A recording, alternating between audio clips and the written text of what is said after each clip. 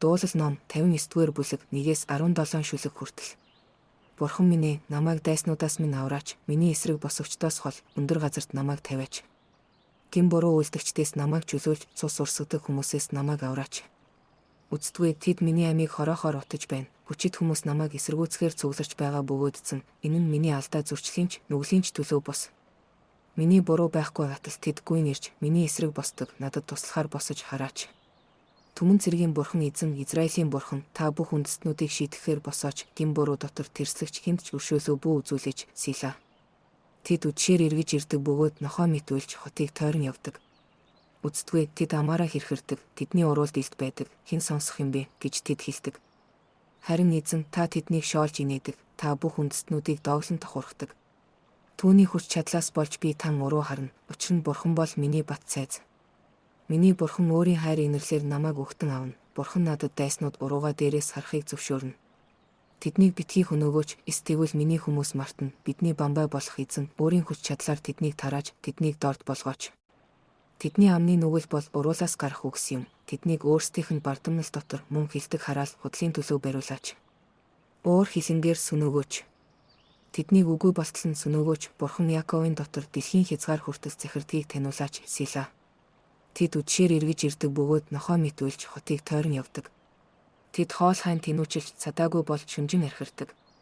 Харин би таны хүч чадлын тухай дуулна. Би өглөө таны хайр инэрлийн тухай баяр хөөртэйгээр дуулна. Учир нь та миний бат цайз, зовлон шаналлын өдөр миний хорогдох газар байсаар ирсэн. Хүч чадал минь ээ, би таныг магтан дуулна. Учир нь бурхан бол миний бат цайз, надад хайр инэрл үзүүлдэг бурхан билээ. Дуулал ном 59-р бүлэг 1-17 шүлэг хүртэл.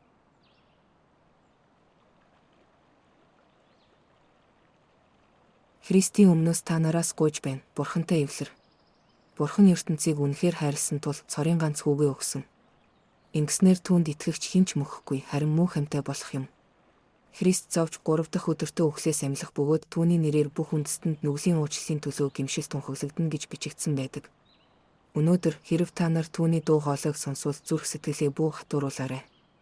Одоо бол Бурханы нэгүслийн цаг, одоо бол авралын өдөр. Ирхмээ, аврагдахын тулд би юу хийх ёстой вэ?